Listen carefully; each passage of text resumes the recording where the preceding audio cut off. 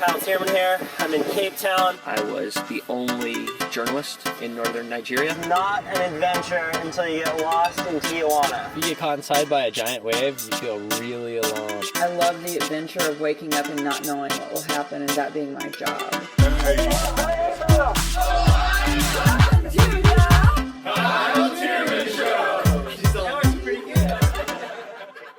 All right, I'm here with Charlie Hart.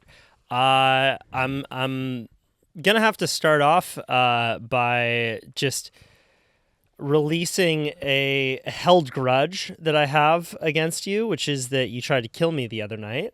I was laying on this deck, minding my own business in a hammock. So we're about 4 feet up on a deck, and then a hammock was another 3 feet off. It was about 10:30 p.m., and I was just reading my book, enjoying myself. Our friend Kieran was here, and he said, "Hey, man, how you doing?" And he just lightly grazed my shoulder, and then the hammock broke, and I went tailbone first into the deck, and then rolled a complete 180, cat-like, onto all fours. Miraculously, broke nothing, and was graceful enough to not even, bring up the fact that Charlie set that hammock on a podcast later that day. So that's where I'm coming from, man. Let's talk it out. Well, I'd like to just say I'm upset for obvious reasons. It didn't work. And if it had, it would have been the perfect crime. Yes. And here we stand. You never want to try and kill someone and then it not work and then share the same room with them. Yeah, it gets pretty awkward. It doesn't. It's not the most ideal conditions. Because where do you go from there? Yeah, Yeah, so we're still cool, right? After I tried to loosely assassinate you on my hammock. Yeah. I got to say, I think that my years of skateboarding saved my life right there. Skateboarding broke my arm multiple times, but the instinctual cat-like reflexes that it gives you whenever you are taking a spill is it sticks with you. I love that you ate shit and the narrative you're spinning is, God, I am so good. I am so talented that I didn't die. You were lucky is what fucking happened that you fucking fell the way you did. 9 out of 10 people would have died right there. That's so good. Yes. You are taking a risk every time you get in a hammock. Can we just say that? Yes. This is a buyer beware. Comes with every instance of using a hammock. Yeah. It's not really my fault that it broke. Yeah, you really are in a vulnerable position every time you're in a hammock. Yeah. Yes. You're risking it all. Yeah. But that's neither here nor there. I'm happy to be here with you up at an undisclosed location north of the United States. And we're going to get into it right now. We have not talked for maybe a year on this podcast.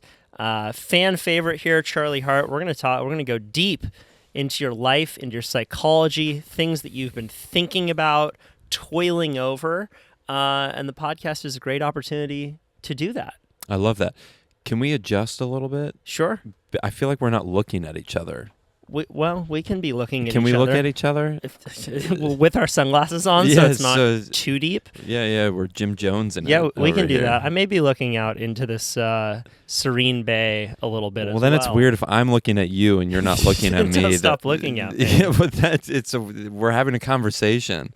Is this how you like to have podcasts? You just both stare out at the endless void? From time to time. Charlie, one thing that you've done this year that I've found to be intriguing to witness is the art of gathering. You this year, you moved into a new house in Venice, California, and you're a regular socialite. You organize these dinners that are unlike anything I've ever been to. Why do such a thing, and let people know what it is that you've endeavored on this year? Yeah. I think the art of being a host is it's on its way out. It's dying, and it's in need of some love and nurturing. Yeah. Because I do think it's a really important lost art that I certainly grew up with. My parents were crazy hosts, would have these parties, have this group they called the Usual Suspects that would come over and drink and I think do a little coke sometimes. I just found that out, and have these very beautiful dinners and gatherings. And I think it's important to put in the extra effort to try and curate experience and trying to curate gathering. I think people tend to try to dismiss or not engage or be passive about the idea of being very intentional about building friendship and building community, and it's a whole lot of fun to do. Yes. And you've been doing this thing where you will invite a select group of people over, and there will be questions that you ask, which I found to be quite novel, because often I also getting together with people is the best, and it is irreplaceable with digital technology, chat rooms and being online, and it does provide a kind of empty calories that is irreplaceable when you just get together with people. But the thing that I thought was cool about your little social gatherings is that beforehand you will write out a number of intriguing questions on index cards, and then at a certain point in the night, when everyone is around the dinner table, you'll pass the index cards around, and the whole conversation then becomes centered around answering that question. Yeah, I think, to back up a little bit, dinner parties, I think, are a form of world building. Like that, you're setting the stage and setting the rules even before somebody enters the room, and you can do that in a few different ways. But the way I like to do it is, I hate Partyful. I think Partyful can go fuck itself. Don't send me Partyful links. I send a physical invitation to somebody, digitally, but something I've made, right? That is this call to arms, if you will, and inviting somebody into the world that I'm going to curate for them. So I usually theme the parties, and I'm very intentional about the build up. I'll send 1 to 2 invitations even before the event itself.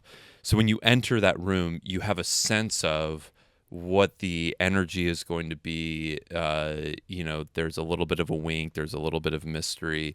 So you're setting the foundation that way. And when someone comes in, there's this expectation from my side, and I'm very careful to do, that you're going to be a co-creator of the evening, that you're not going to be able to passively engage through the evening. And one way that I've found to shortcut your engagement and your co-creation and facilitation of the evening are these questions. So one of the things I dislike about a party is when it's bifurcated. It's all fractured. Yep. People are having little conversations here and there. It feels cliquey or, short-sighted or short conversation. And what I like to do is use questions that are controversial or hard to answer as a centerpiece for everybody to gather around. So suddenly the focus is shifted towards answering that one question, and everyone locks in and co-creates the night from that point on. And that's been somewhat, we've had some interesting, very lively conversations. We've had some hard conversations around. It's not always perfect, but it's always interesting, and people always leave feeling like they got to engage their senses, and have, I think conflict's good. I think a little tension is good, and I think questions that facilitate a safe environment for tension is good. Sure. Yeah, I think that in a good question is often just the slightest bit of discomfort. And you don't want everyone to answer the question the same way. We live in too agreeable of a society. Everything's fucking agreeable now.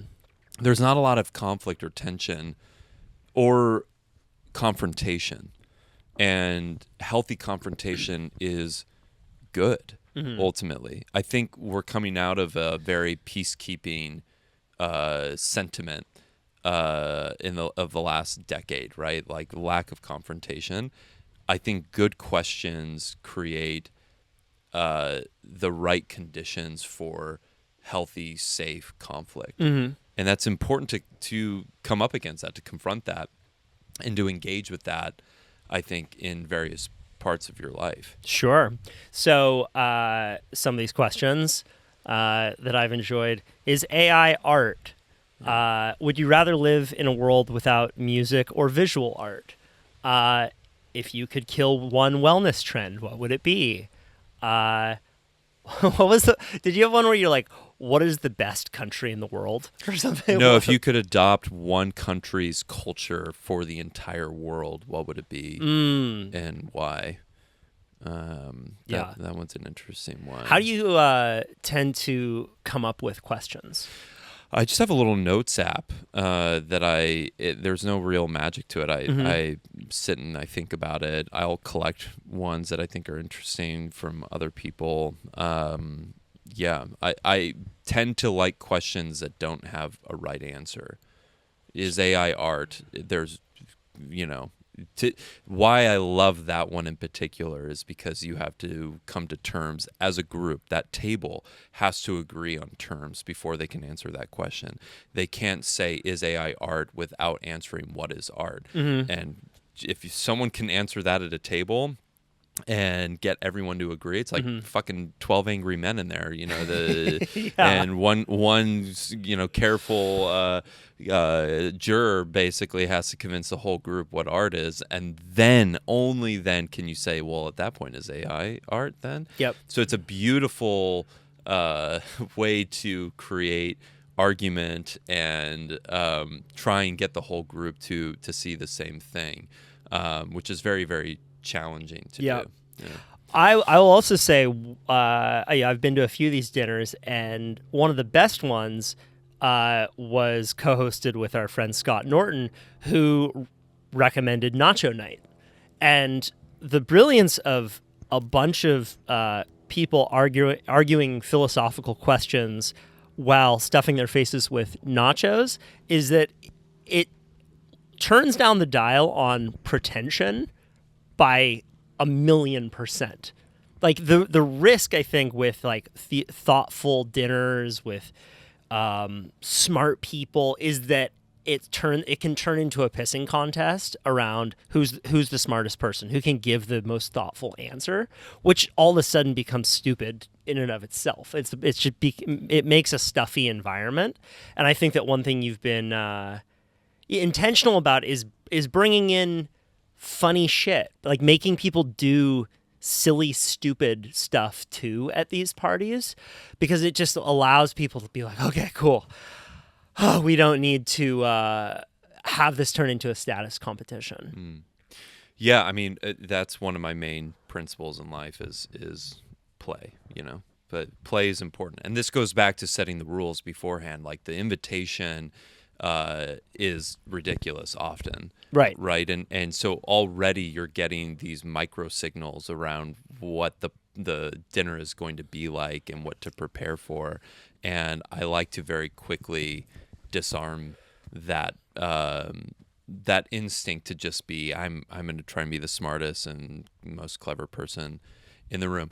I do think it's worth noting that, if people are thinking about hosting parties, that you don't need to invite everybody. You need the way that I've accomplished this, and to rapidly, scale, I guess, my Just scaling gatherings. Optimization of my dinner parties, Right.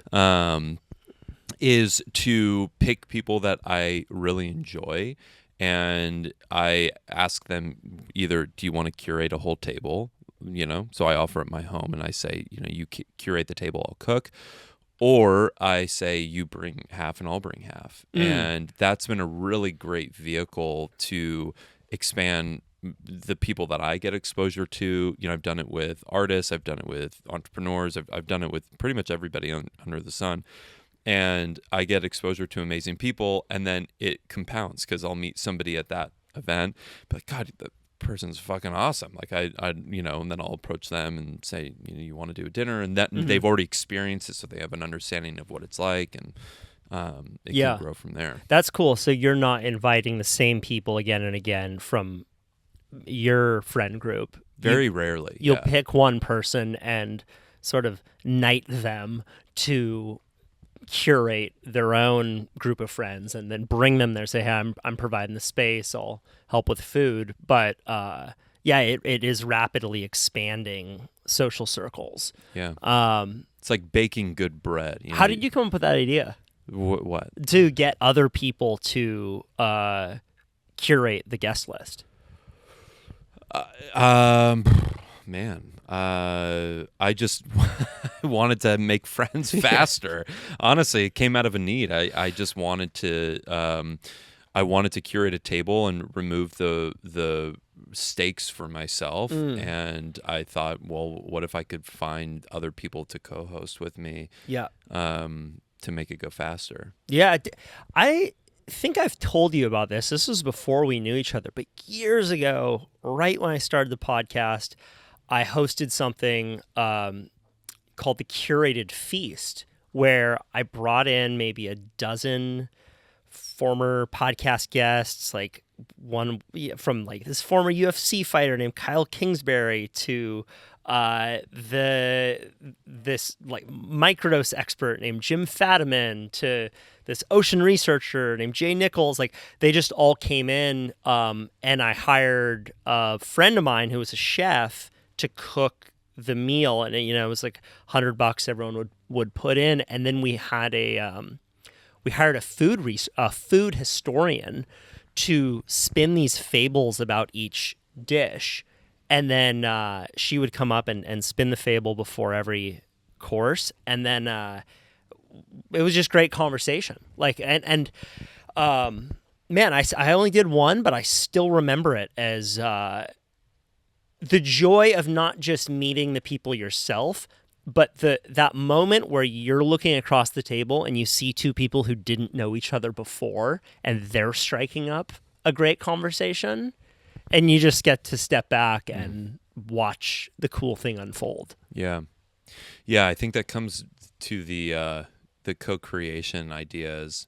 When you've hit it. You've been to some of mine that just haven't hit either, right? That like they're not all amazing, but when they are good, there is a palpable energy to the night. Like, you're almost hot. Yep. Like there's a there's a heat to the night. Yeah. And everyone knows. Every single person knows when it's hitting, and they leave going, that was something happened. Like something alchemic happened in that night, where everyone's a little bit changed for it.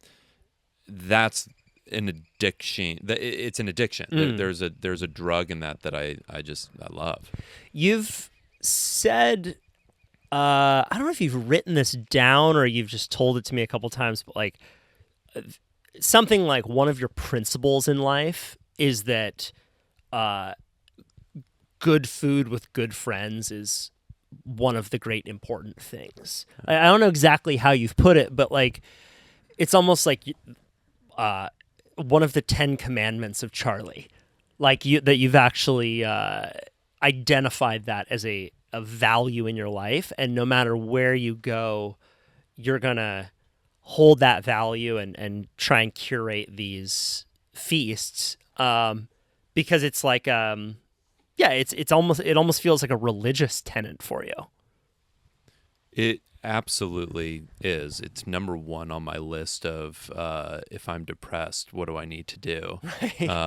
You know, above working out, above meditation. It's the one that I think of. Trying to kill Kyle. It tends to cheer me up. But... Yeah. Imagine if it works, and then what will I have anymore? Yeah. If I actually do it, then I got to keep killing. Yeah, I got to keep the addiction. I know. Just want that high. I just want to chase that. And I can only kill people via hammock. Yeah, exactly. It's my one cross to bear.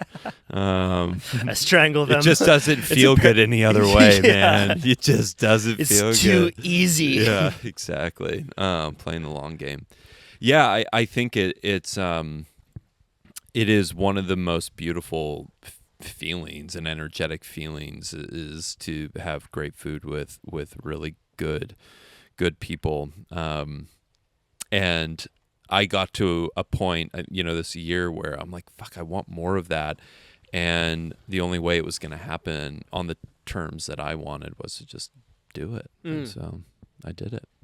Do you have any criteria for,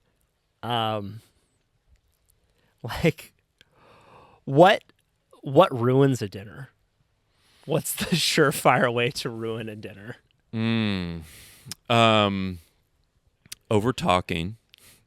When people can't read the room and use it as a platform, you need to leave. That one will kill a dinner pretty quickly if someone is oversharing or over talking. Because again, it's a co-creation. It's an event that we're all trying to steer and build together. Bad food, easy one. Bad wine, another easy one. I think if you're unwilling to play. If you're unwilling to play, then dinners are very boring. If they're so self-serious, and a lot of the work, again, in priming people for these is to set the expectation that it's going to be around play, that we're going to try and get you out of your stiffness. Sure. You've actively pursued play more, I think, in the last year than I've seen before. And in that invitation to play is like the invitation to fall on your face and do something stupid and try something you're bad at and fail, right? Like I think that what suffocates this idea of play is when everyone is trying to be an expert. And you've done some very impressive things in your life. I think it's very seductive and easy to, for someone like you to want to come across as an expert and a know-it-all in all situations.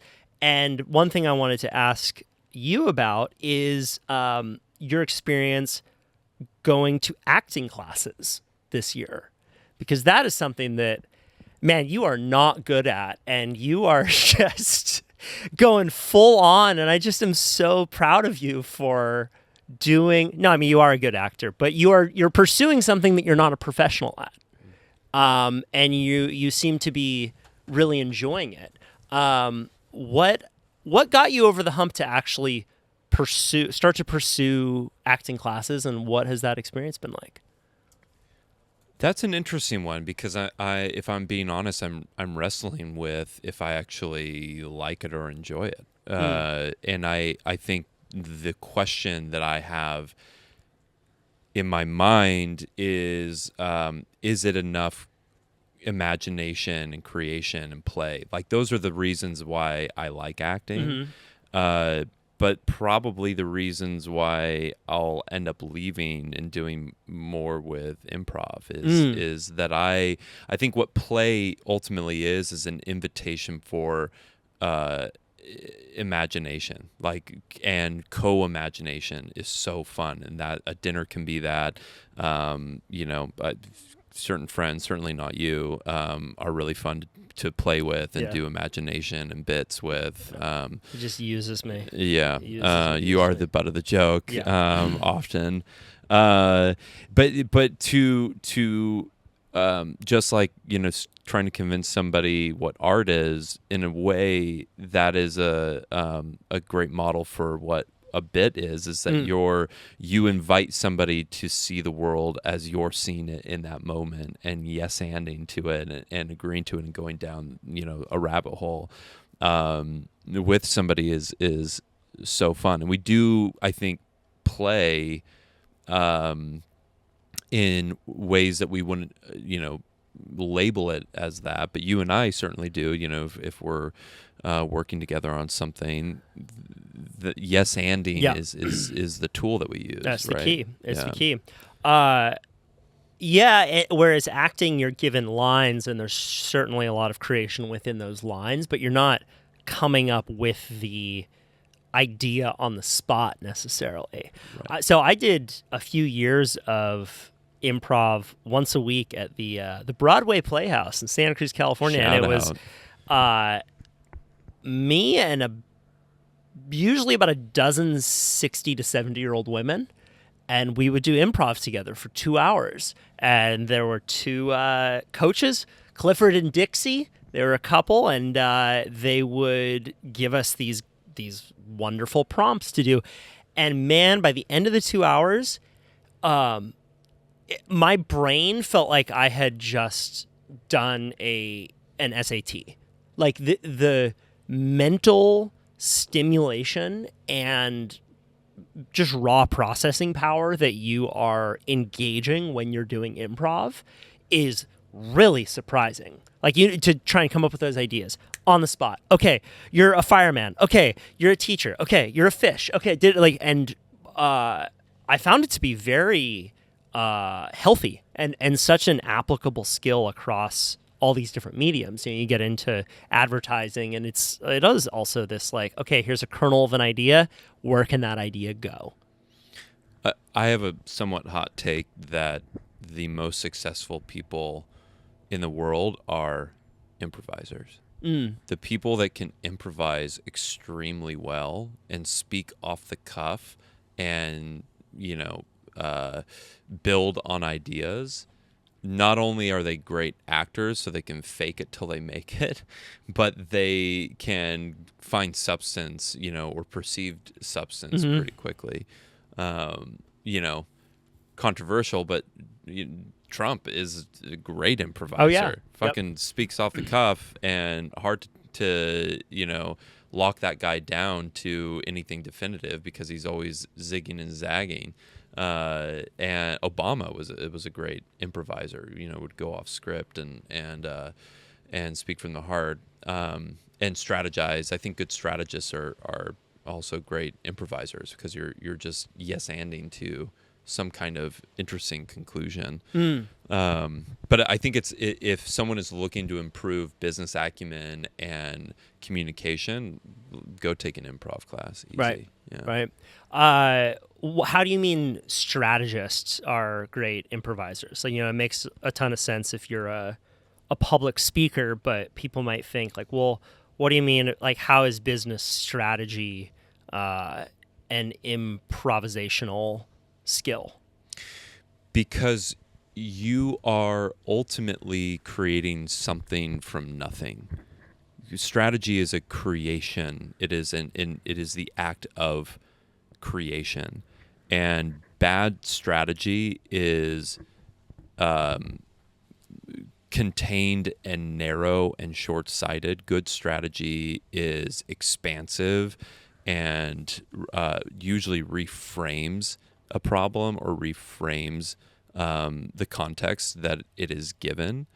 And you can get to better strategy, in my experience, if you're willing to open up doors that maybe feel like they are unintuitive or could be a dead end. So I'm going to bring up a former collaborator of yours at RX Bar, whose name is slipping my mind, but he recently launched the new protein bar David, Peter Rahal. Peter Rahal. Let's talk exactly about what was the first product that they created and what's now the second product that they created. How does that fit into what it is that you're talking about right now? If I'm understanding, you mean with David, his new protein bar brand. Yeah. So Peter has gone on to create what seems like another hit with a protein bar that utilizes this new protein technology that allows you to basically maximize protein and minimize calories. That's the very layman's way of describing it, using simple, ingredients.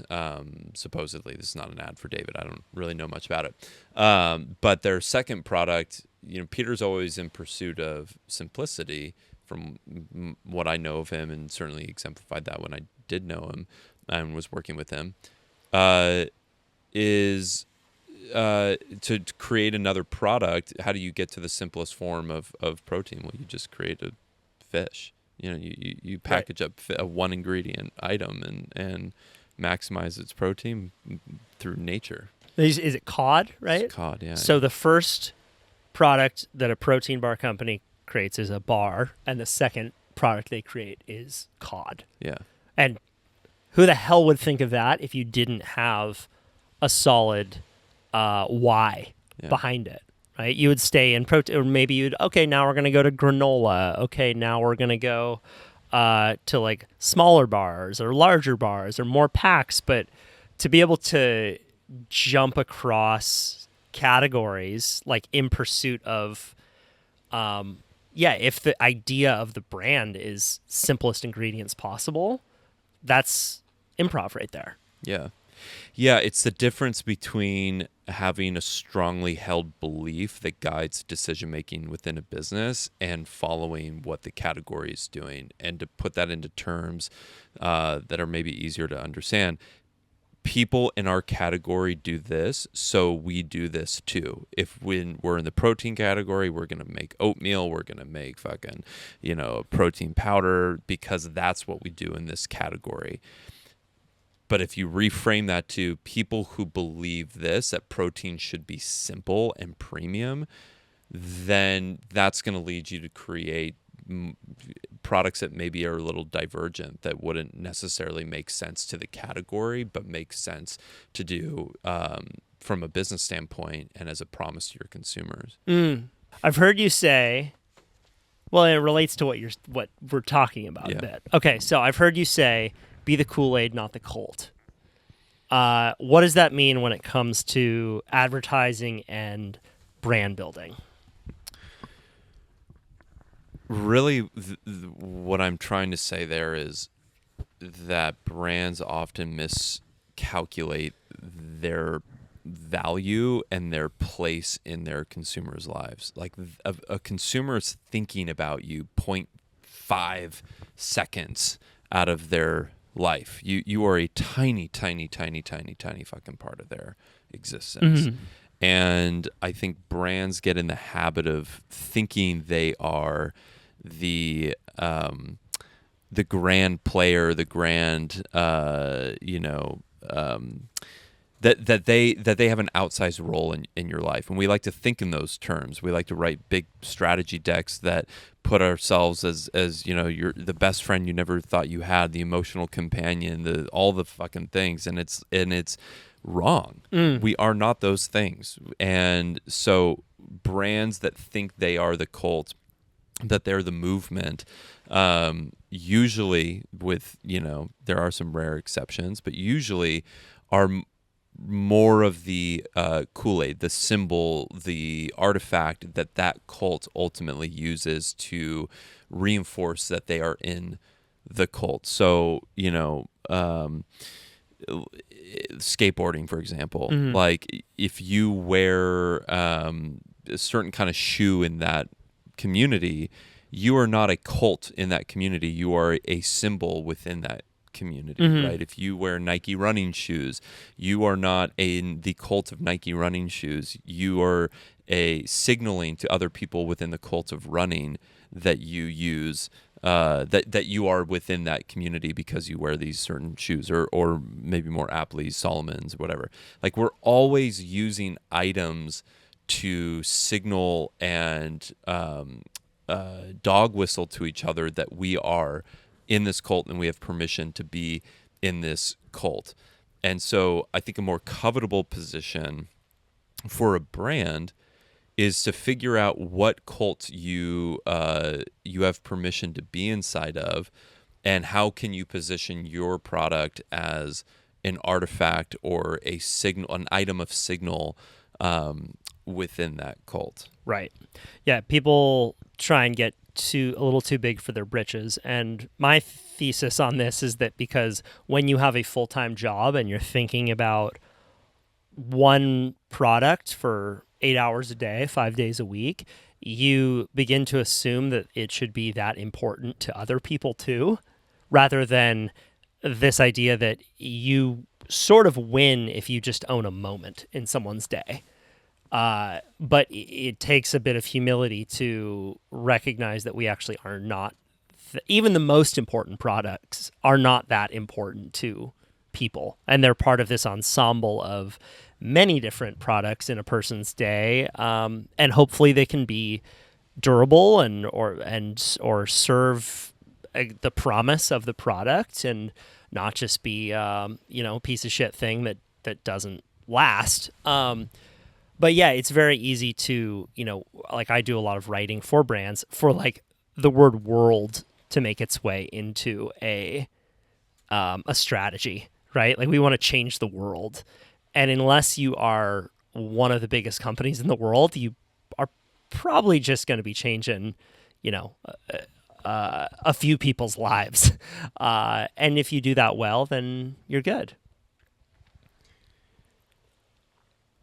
I think a lot of brands fail by not really understanding what culture is and how culture moves, how culture functions, and just how complex of a web culture can be, because we are contextual beings, right? We purchase contextually, we live contextually, we act contextually relative to the world around us, and we are meaning-making machines. We want to know that the thing that we buy, the things that we say, the things that we do reflect back some part of our identity. And when you start to believe that, it opens up a lot of doors to understanding where you fit in as a brand within culture. And it is hard fucking work. It's really hard to think about constantly the wheels of change within culture and how to place your product within it. But it's also the most rewarding. And I think maybe one of the largest mistakes companies make is and it's, I'll explain why they do it, but is they avoid specificity. Specificity is so important to our world and to creation of any kind, and a product is no different. Being specific, though, requires risk because it's putting a flag in the ground, right? It's saying this is what we believe, and we're sticking to that belief, and we show up with that belief through very, very specific actions, stunts, products, people. We live and breathe that belief with specificity. But it requires a commitment that I think a lot of brands get shy about and get trigger shy about, because ultimately no one wants to hold the hot potato of that risk. Making the wrong decision, getting fired. Totally. So we say these grand platitudes and we're for the world and we're trying to change you to change healthy habits. Like these turns of phrases that sound good but are empty fucking nothings. They don't actually mean anything. And you and I looked at a brand deck the other day that it was just like, I won't say who it was, but it was like, blank brand is witty, charming, but really serious when they need to be. But also, they're the one that's going to make you laugh and also give you a hug at the end of the day. Like it's you're not fucking saying anything. Right. That's just fucking nothing. I fart more interesting things than that out of my asshole. Yeah. Like that is like literally not. You're saying nothing, but it all sounds good, and it makes the brand feel good, like they did the work. But there's no specificity in it. Do you think that with this new technology coming out, AI in particular, companies are going to be able to get bigger with less and less people? And is there a possibility that you'll get better creative because so often you have just too many people in the room, and that is what results in a lack of specificity? We've both been in those rooms where everyone's trying to be appeased, and when you say we're funny but also serious at times, and you're just not committing to one thing because you're trying to make everyone happy, do you think that there is the possibility that creative will get better with AI because a single person or a couple people will be able to do so much more than they could previously? You just don't need as many kind of heads in the room to produce the same kind of storytelling. I think you're answering your own question. I don't know, though. I mean, what do you think? It sounds like you have an opinion about it. I think that there's obviously a risk with AI that everything just becomes an aggregate of an aggregate, and the trends that we see will just become followed at a hyperspeed pace because people can just create based off of that trend faster and faster, as we already do. If you go on social media, you see a trend, and then a bunch of brands will do that style of edit or create that style of ad within the next month. With AI, all of that's just going to get easier and easier. I also know people who they are founders of companies, and they feel very frustrated by the limitations of the vision that they have for the brand, and how inaccurately that vision gets translated out to the team and then executed as a company, because everyone kind of iterates and has their own idea of what it should be. Then very often you don't have a singular point of view coming out across the entire company. So, I mean, there is the possibility that, you could have 3 people working in a rather large company, or maybe a 3-person creative team, and they're just putting out so much and so many really interesting new concepts with AI that it'll have a more distinct point of view. Yeah, that's interesting. I think there's a few ways of looking at it, and I think it's anyone's guess right now, right? Because we just have no idea how AI in particular is going to impact literally everything that we do inside of business and outside of business. But I can speak in terms that I know is that when a brand functions more like a dictatorship, meaning it has more of a singular vision and can execute with that vision, the more it can function at that level, the more specific it can be, and I think the more impactful it can be. I think a big mistake that startups make is trying too quickly to democratize decision-making across the organization. And it makes sense. I think we feel safety in numbers. I think we feel, there's definitely a pedigree attached to the amount of people that you employ. It's usually the second or third thing people say when talking about their business. We just raised this much money. We have 100 employees, whatever. So it's a level of status to declare kind of where you are in the pecking order of your business and its success. What I observe is that businesses that make good decisions and good decisions quickly are the ones that grow. It really just comes down to that. A startup is this amalgamation of decisions. Who should we hire? What kind of creative should we make? What product should we make next? What market should we go into? It's just one decision after another. And in the beginning, a founder really is the linchpin for decisions, right? They hold the vision in their head. They started the company. They understand what they're trying to do. Typically, with the business that they've created, and they're firing off decisions left and right. They've got maybe a few people helping them. In the beginning, it might just be them. And what ends up happening is they hire more people, and the vision starts to dilute, right? Because suddenly I'm in marketing and I'm making decisions on behalf of the business. If I'm unclear about what the vision is, then I'm just creating my own biased, decision framework that I'm acting against. And so, or I'm going to the founder over and over and over again for direction, and they go from linchpin to bottleneck very, very quickly. So the question is, how do you allow for and facilitate very strong, specific decision making across a very fast growing organization? And I think it fundamentally comes down to belief, creating an infrastructure of belief and principles within the business that are well felt. So going back to this idea of platitudes, like it should be the anti-platitude belief that is very specific to the business, so that if I'm in product or I'm in org or I'm in hiring or in marketing, I can say, because we believe in this, we make decisions like this, right? Mm-hmm. If I believe that, for example, with Nike, that everyone's an athlete, that's a strongly held belief that drives and dictates strategy across the entire business.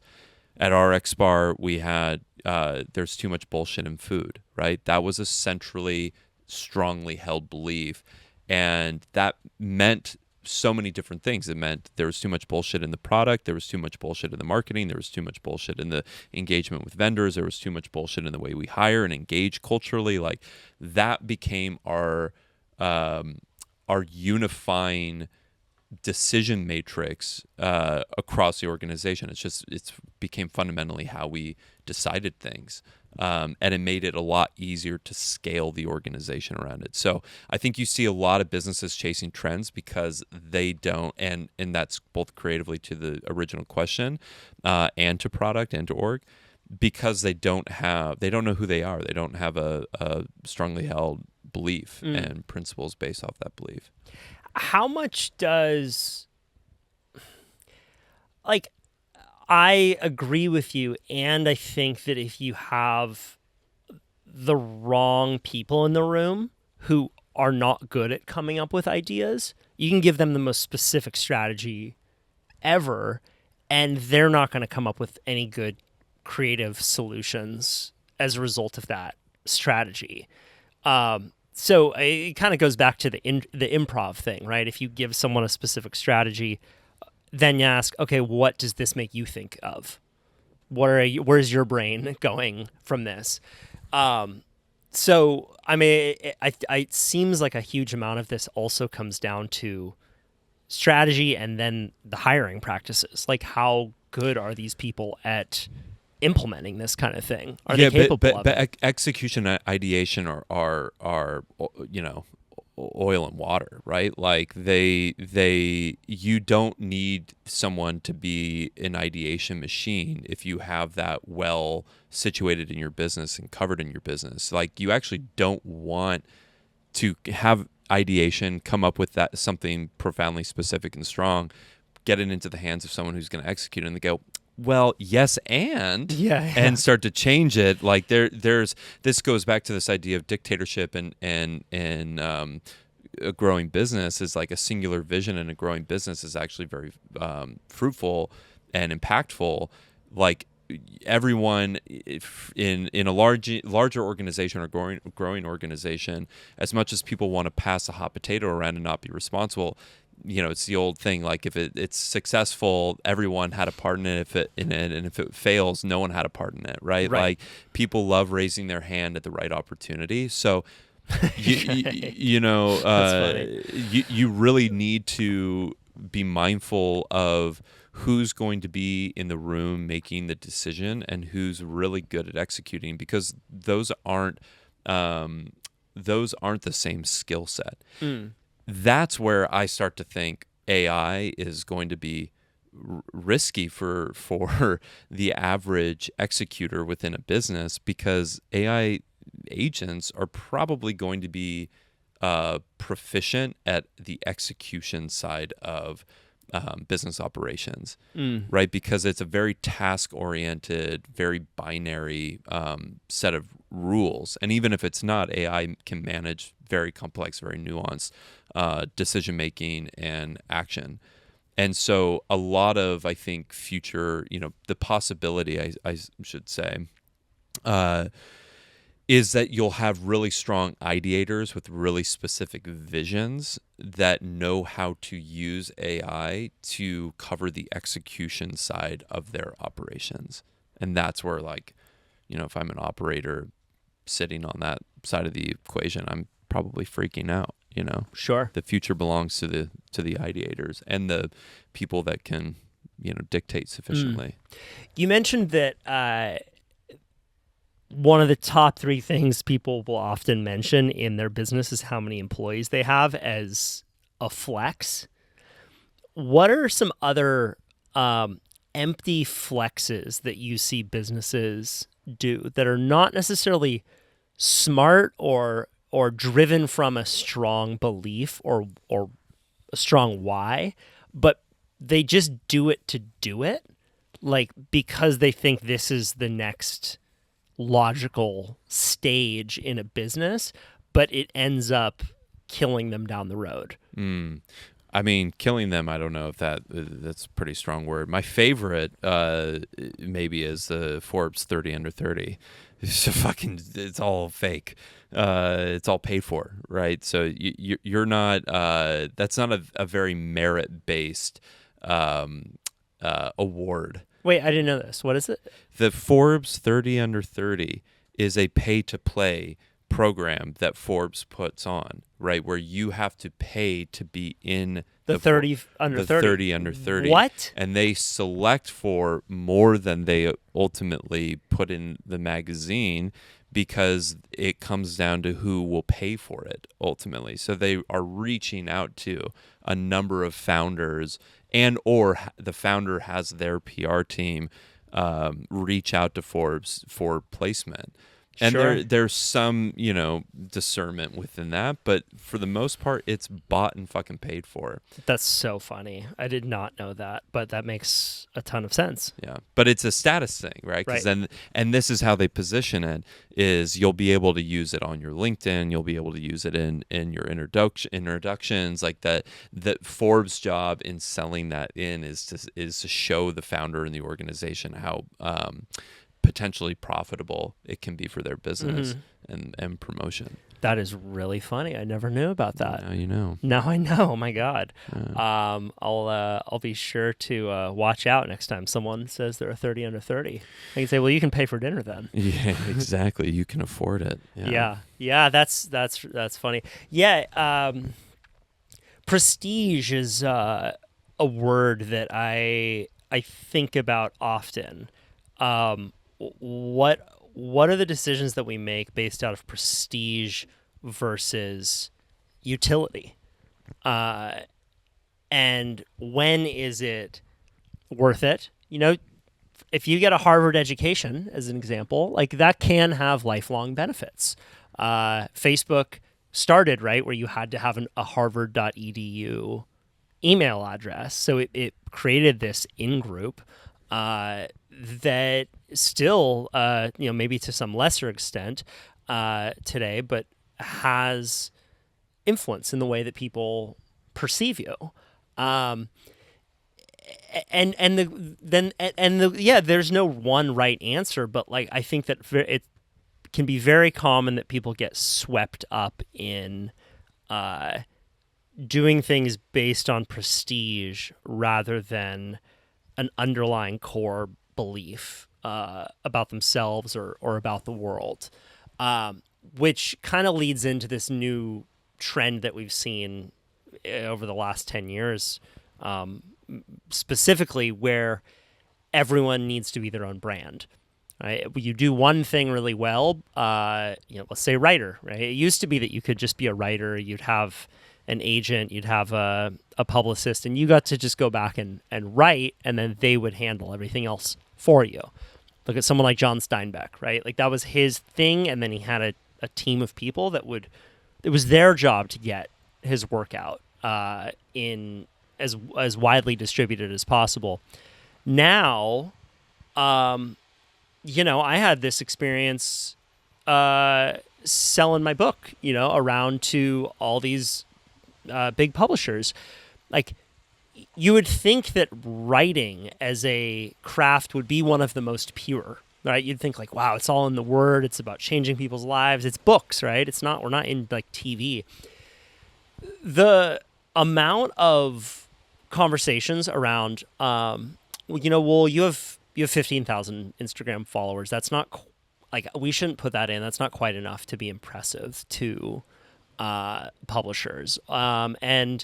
These views here on this video aren't quite high enough, and your newsletter isn't strong enough. Like things that were so metric based before you even got to the work of what the book was about. It was a very disheartening experience. But, that's the media has changed now where on one hand, it's good because you don't have the gatekeepers of the magazines being the only ones that could make someone famous, right? It used to be that you had to get past all these editors to get your work in a magazine. Now you can post on Substack. You can have your own newsletter, and many people now on the internet have newsletters that are bigger than an entire magazine, right? You have so many outdoor influencers now that are way more powerful than Outside magazine. Like if you just look at Instagram followers, and now Outside's basically shut down online, but along with that, it has forced creators to fracture their time to be proficient at a lot of different ways to get their work out. And when it comes to the writer in particular, like a lot of people write because they have something to say, but they don't want to do it on camera. And now you need to be your own marketer more and more. And it's, I don't know, it makes me a little sad because it can very often take away the time and the work from the important thing itself, and people spend more time on promotion and less time on creation.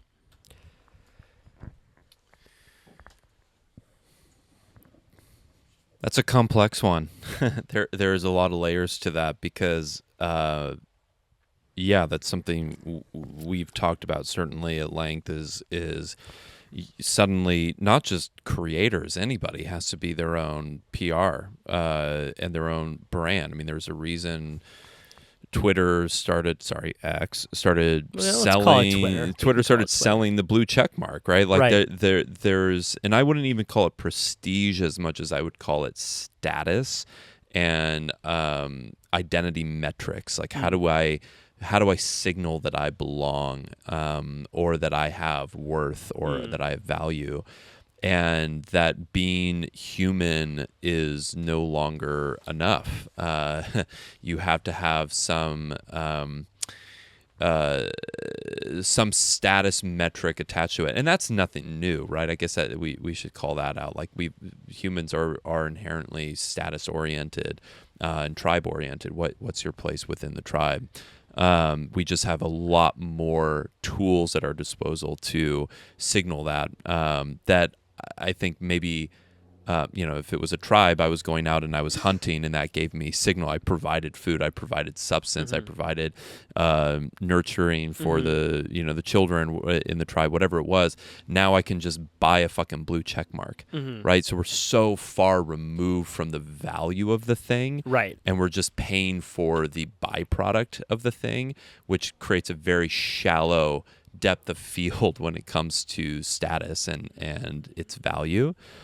I think the other scary thing is that humans are inherently risk avoidant. Like we love the familiar. We know we need novelty. We know we need new. We know we need things that are by their very nature risky.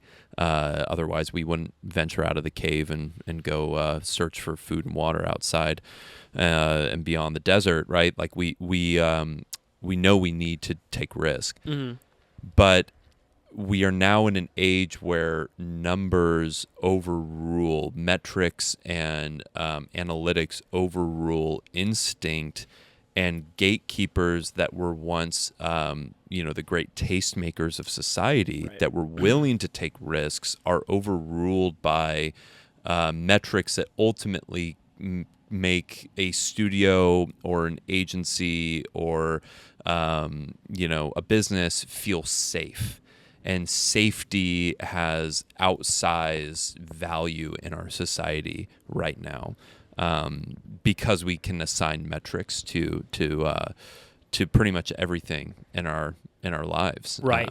Right. And it's hard to argue with metrics. Just giving you an example, you could go to an outsidemagazine.com, right? And you'll see a lot of ads and you'll see a lot of clickbaity stuff that's an amalgamation of another article that just like, it's not good stuff, but it gets people to click, and you can't argue with that. It's like, well, this is getting a high click-through, but it's not changing culture. I don't mean to pick on Outside. I mean, they're one of my all-time favorite magazines ever, but I think that it's, one of my favorite books of all time is the best of the first 20 years of Outside magazine. Everyone should read this. If you're into adventure, it's got Sebastian Junger, John Krakauer, Tim Cahill, these great adventure writers of our day, all in this book, and they really took a literary approach to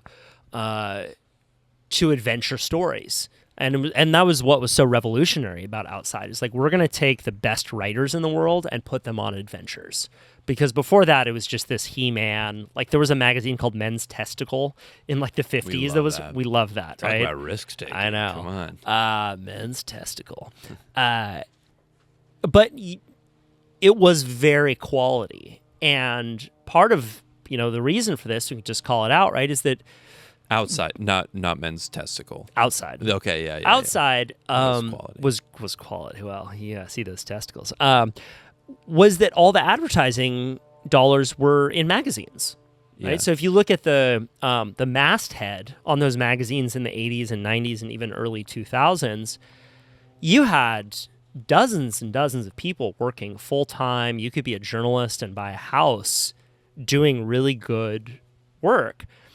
And then what shifted is the brands that have all the money started to advertise on Google and Meta, and that evaporated the magazine industry. And then as a result, they need to start clamoring for, if they get bought by a larger organization that has these that aggregate all the ads that have nothing to do with the actual sport, that the people are wanting to read about, and then it just becomes cheap, and it's I hope that we see a swing back,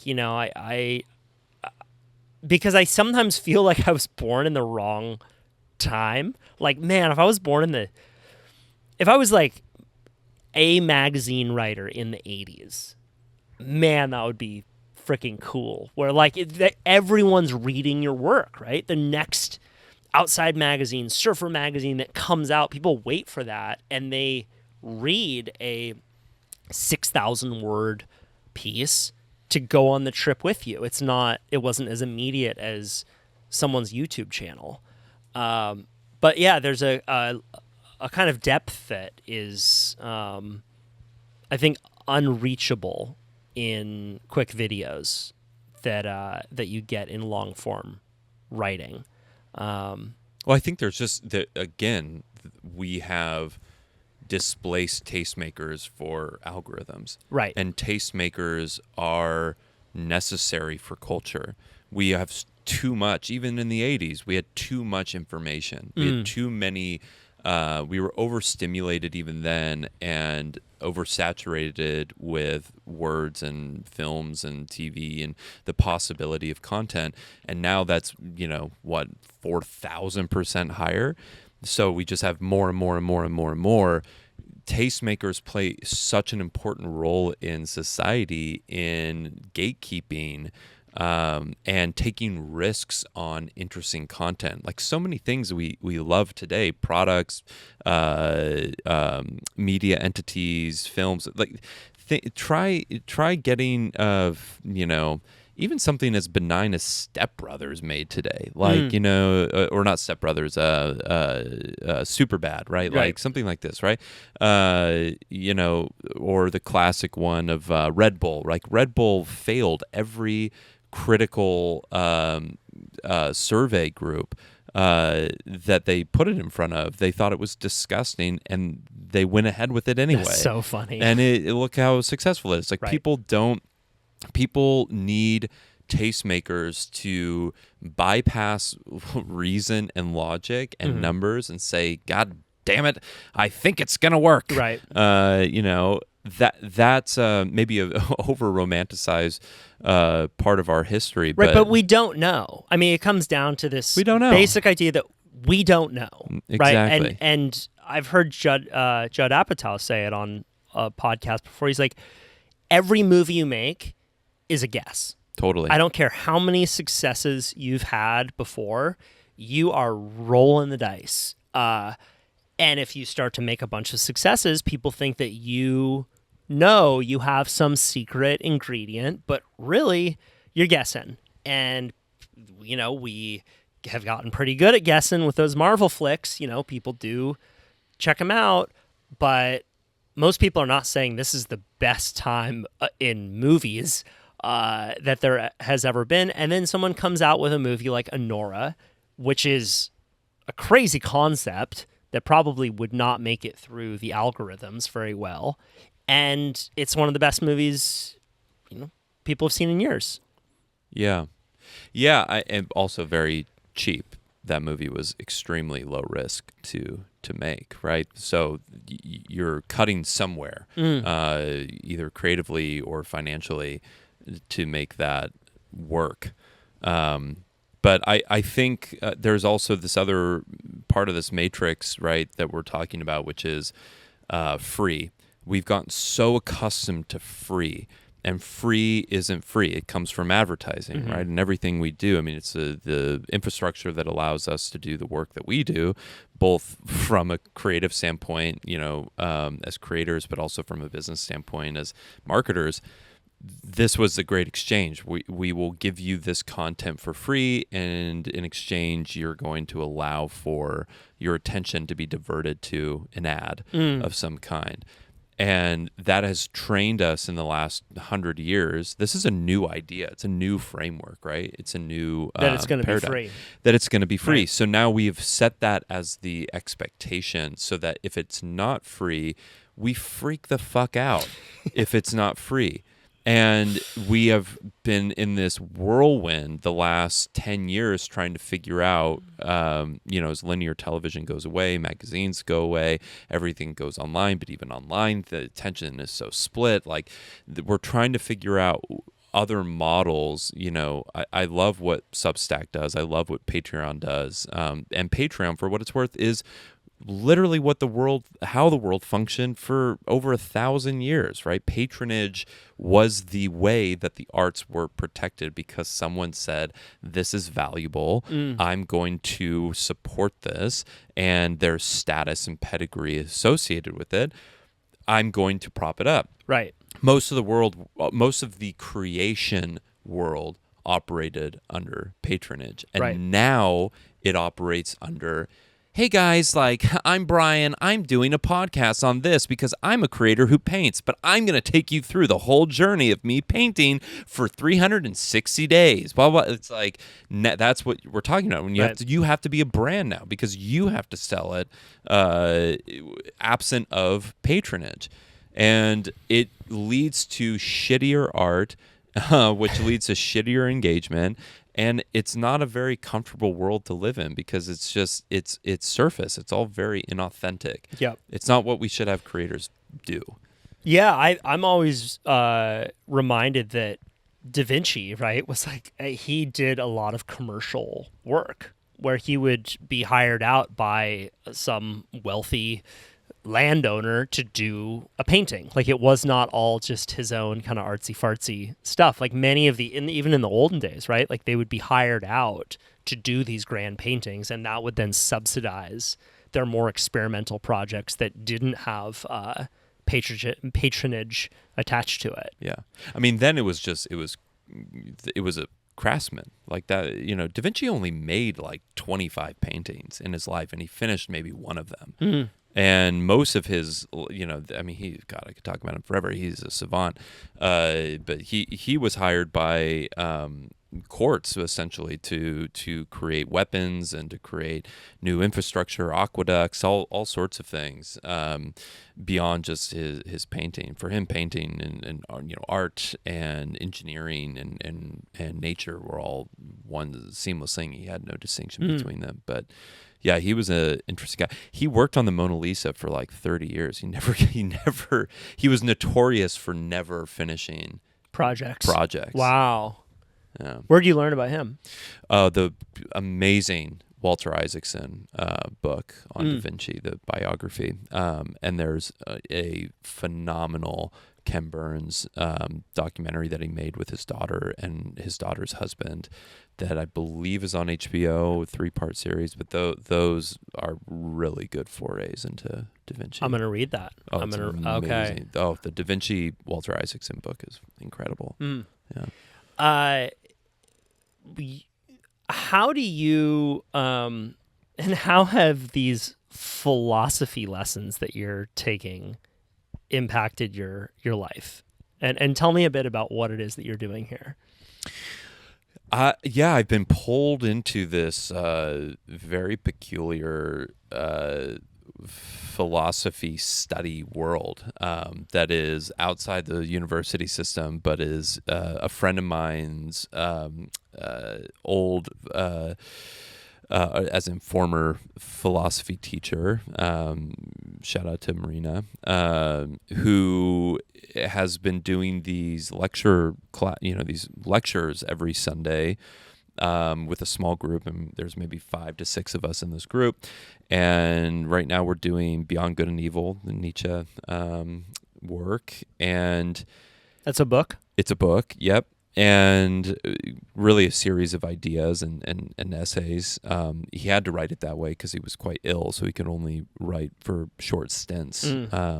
But it's a very unsettling experience, philosophy, because it essentially asks a lot from its student. And what I mean by that is it says this framework that you see and use to see the world, you need to be ready to totally dissolve that infrastructure so that you can see anew. You can see my structure of the world, right? That's really what philosophy is doing, is creating frameworks to view the world. And I think we often, it's certainly, I'll speak in my own experience, I often take for granted that the way I see the world is innate.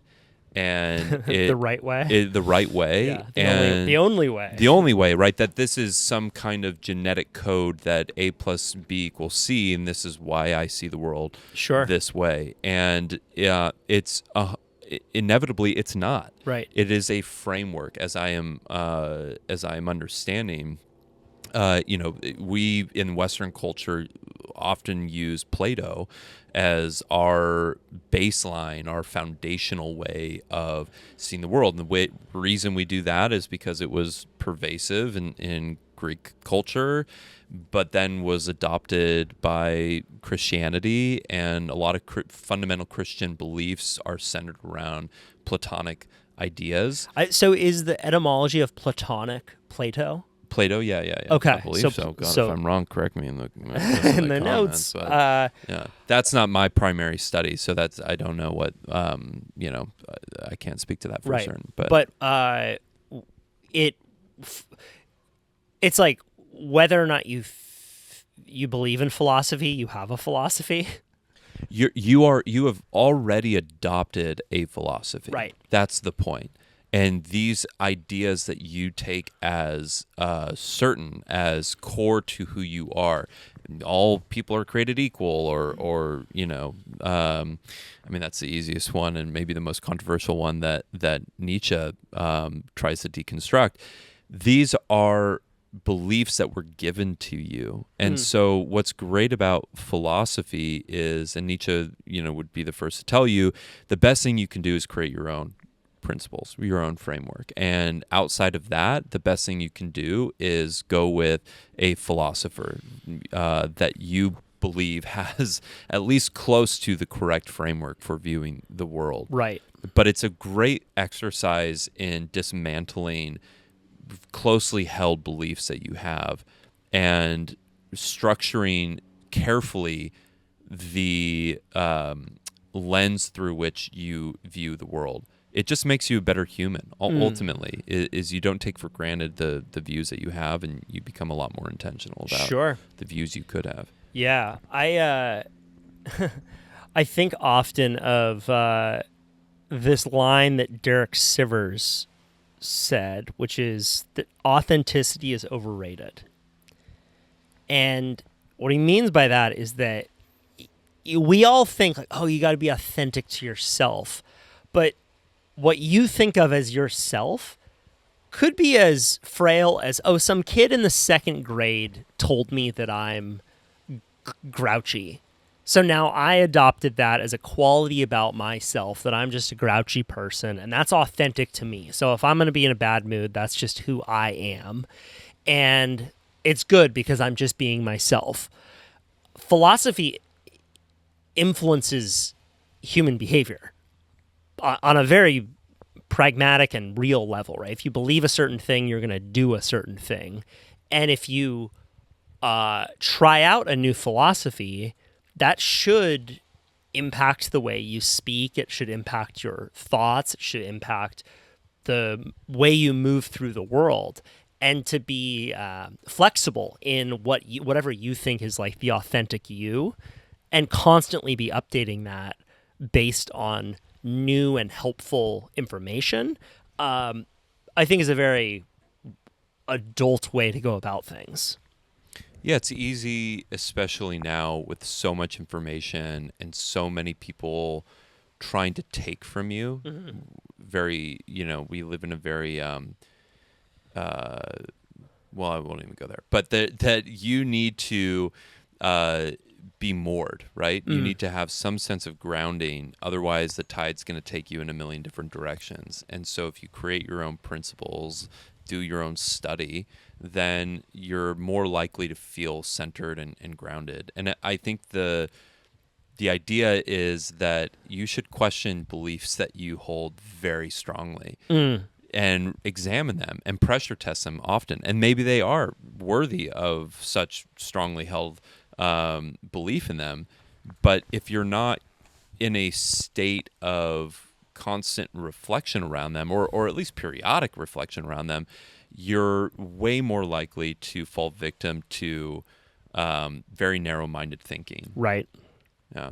I think that I've been in this book club for about a year now, and we tend to read hard books that we couldn't read on our own, or at least I can't read them. Yeah, yeah. You have the social, nothing like a little social pressure to feel dumb. Oh yeah. To get you through a really hard book. Jesus Christ. Yeah. I mean, and one of the ones we just finished was the Brothers Karamazov, the Dostoevsky book, and that is a hard book to read because there's very loose plot, and it's basically more often than not two people sitting down and talking for like 3 hours in the book, and about the nature of religion, the nature of being, the nature of life.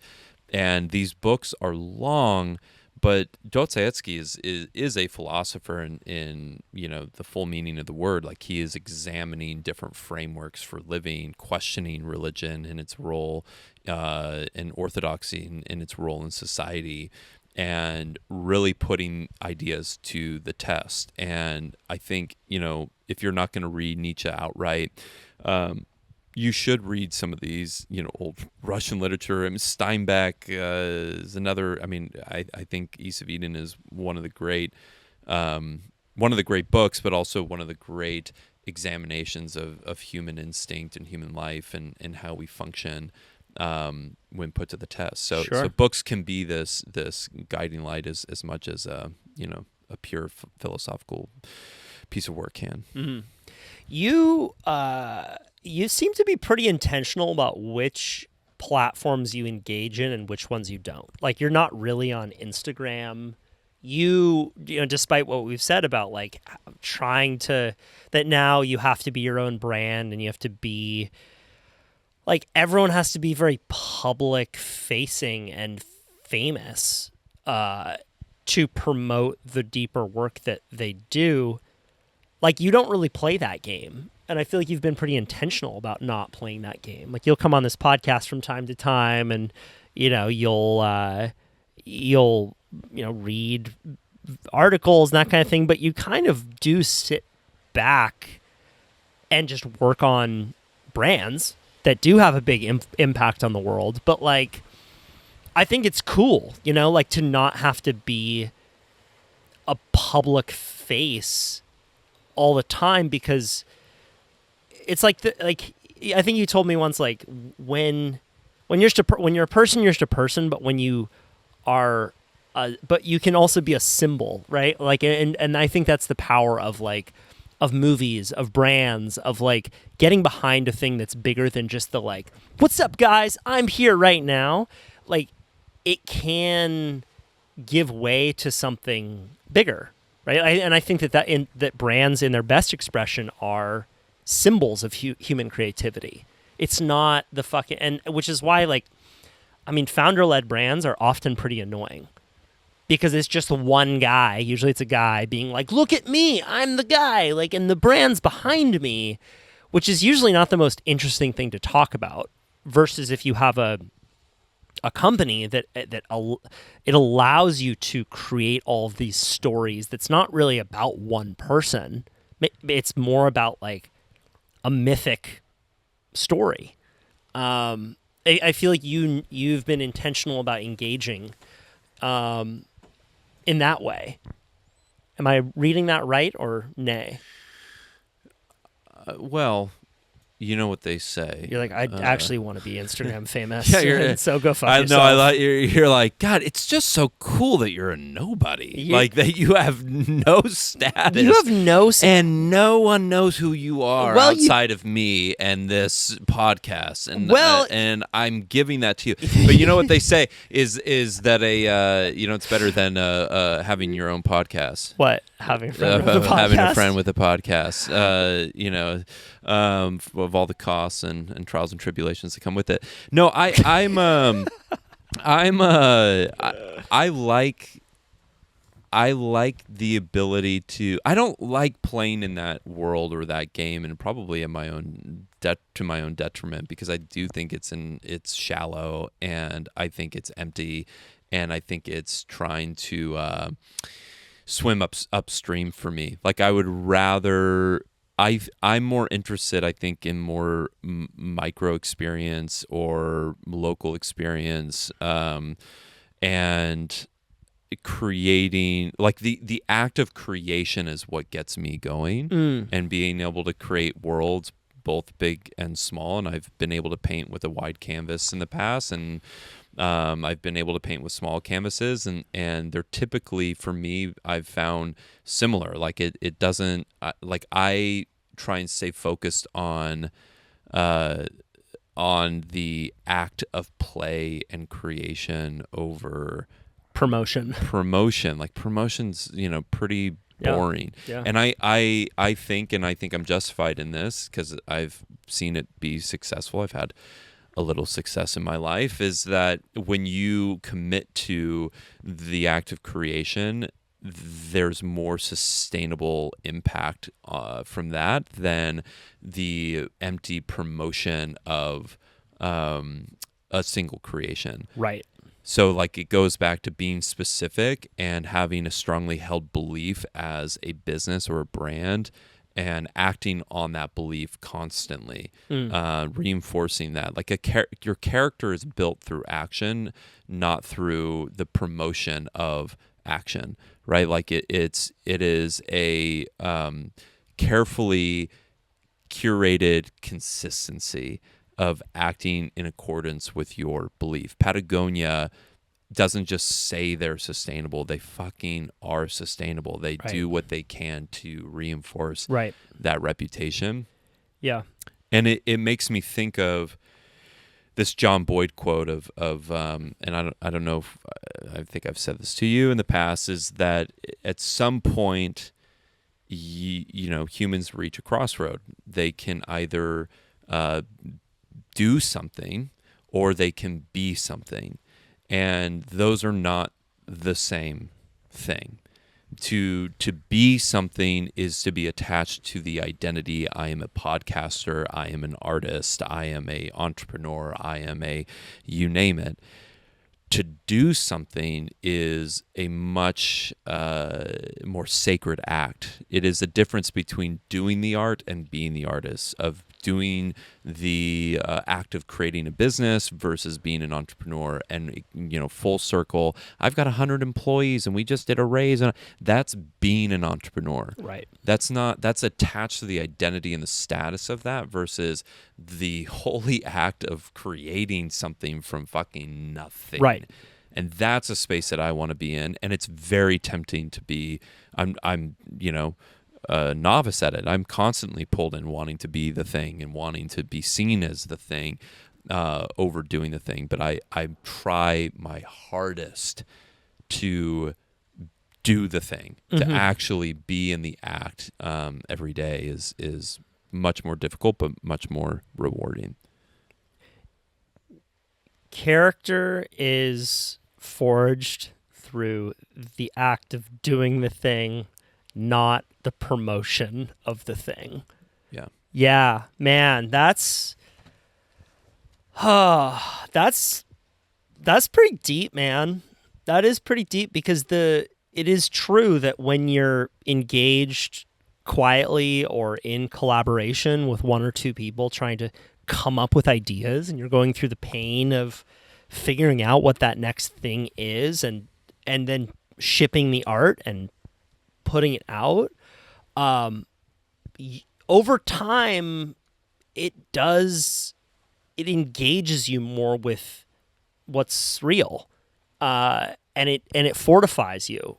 And if you're just promoting one thing that you did a long time ago, over time that also has an impact. We've talked about even this is something that I used to do quite a lot, which was I had a speaking agent. I would go to universities and give speeches about environmental conservation.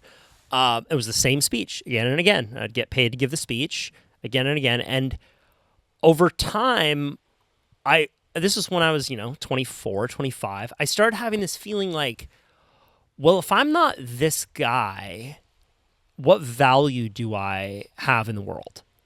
And it rocked me, and it was really scary because I was being kind of foisted up as this young environmentalist, youth leader, and suddenly it was like, well, I care about these issues, but it's starting to become more about the promotion of this one idea that now that I'm an adult, I'm kind of outgrowing. Like, conservation is a nuanced and tricky and endlessly deep conversation.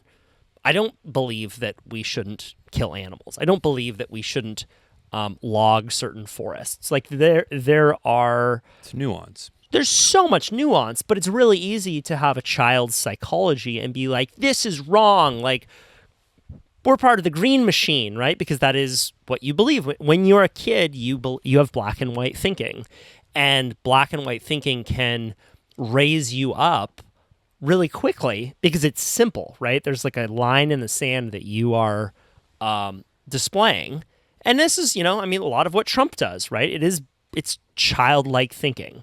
It's like, look at them. They're all people south of the border are the bad guys. We're going to go bring them back. And it's, as a result, you're just promoting a very simplistic view of the world versus when you're engaging in more nuanced and complicated creative thinking. And, and that's, I think, been part of my journey to copywriting, to brand building, to advertising. I'm engaging with all these different companies and getting to see how they see the world, right? Like, one week I'm writing for a sustainable fish company. Next week it's a Chinese restaurant. The next week it's a supplement brand. The next week, and you just get to get exposure to so many more ways of doing it and doing the thing. And it's one thing I commend you on is that when you are hosting these curated feasts, when you're reading philosophy, when you're kind of sitting back in the act of doing the thing, you are becoming more adult and you're adding more caveats to your philosophies, and you're updating them constantly rather than just going super narrow and deep on a single brand that you are, and then you start referring to yourself in the third person and wearing sunglasses all the time, not just part of the time. Jim Jones in it. Yeah, I think to bring it full circle to improv, I think a lot of life is knowing when to say yes and just go myopically down a rabbit hole, and when to say yes but and go wide and go nuance, right? Open room for nuance. What philosophy is attempting to do is take the chaos of nuance, because that is all life is. All life is gray. There is no absolute, right? Like, all life is a guess at what all of life is gray. But it is, right? Yeah. It's the in between. If you we can never see truth because we are blinded by our own ego, and that's not a negative thing. That's just the only truth is that we cannot see truth, and even that may not be true, right? It's a rabbit hole of nuance, right? But this is what philosophy attempts to do, is to take the chaos of that and give you a structure by which you can organize your thinking and your life. But I think we go too far, we reach too far, we delve too deep, and don't leave room for nuance. But again, you can't do that all the time. Sometimes you just need to fucking saddle up and agree and move forward. Yeah. Because that's the only way. Indeed. This was so much fun. Feeling good? I had a great time with you. Me too. I had a great time with you too. Is there any philosophy book for dummies that you would recommend a mere mortal like me start with? I think Beyond Good and Evil is a really digestible, or is a format that is a bit more digestible, and great. That's on my journey of philosophy, Nietzsche has been a really good door to open. Yeah. Okay. So I would start there. I like that. Yeah. Yes. This is so much fun. I respect your brain immensely. Your body less so, but your brain is just. Ooh la la. I really will go back to that. I think that you're intentional about what games you choose to play and what the contingencies are around those games. I think a lot of people just give all of their time to the latest thing in pursuit of some kind of fame, and you have navigated a creative life by way in which you have put a dent in culture already with a few brands that you've put your weight behind, and it's led to some great outcomes for you. And I think that if you had fractured your attention during those years and continue to do so now, where you just tried to be the creator who's on YouTube and Instagram and your own newsletter and you wouldn't be reading the philosophy books and you wouldn't be really putting your time and attention behind projects that you see being able to have an outsized impact and have a lot of fun doing it. So I don't know if I've told you that before, but I think that you are... I'm also not dead. I'm here. I've still got a lot of life. Yeah. Charlie was a great man. Yeah. You've done some great things, and, you've ended up a nobody, and that is commendable. We love when that happens. It's just time. It's a simple peasant life you've lived. It's just time, man. We don't... If you don't free up your day to be able to do some of that deeper work, you won't end up in a very fun place if you're just constantly fracturing your attention to be online all the time. I think if you don't have your own opinion, you're so easily swayed by others. Yeah. And so a lot of life's work and the fun of life is to not even pick the games you play, but create the game you want to play, and build the infrastructure and constraints and rules around that. And like, I can't sit here and say that I fucking have it figured out, because boy, I do not. But I like to be engaged in trying, and that's really all I can do. And that's what's fun about it. Hoorah. Is there a place people can get in touch with you? They can email me. Okay.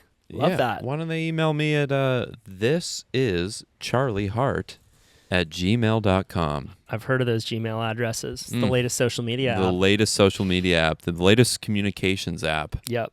Derek Sivers will reply to every email he gets, and he spends a couple hours every single day just replying to emails. So it's one of his favorite things to do. That's amazing. Charlie Hart will not. Yeah, but no, I'll respond if people shoot around. Give me something good. Charlie Hart, what a blast, man! Thank you so much for coming on the show, and let's do it till the cows come home. Love it. All right, bye. All right, bye.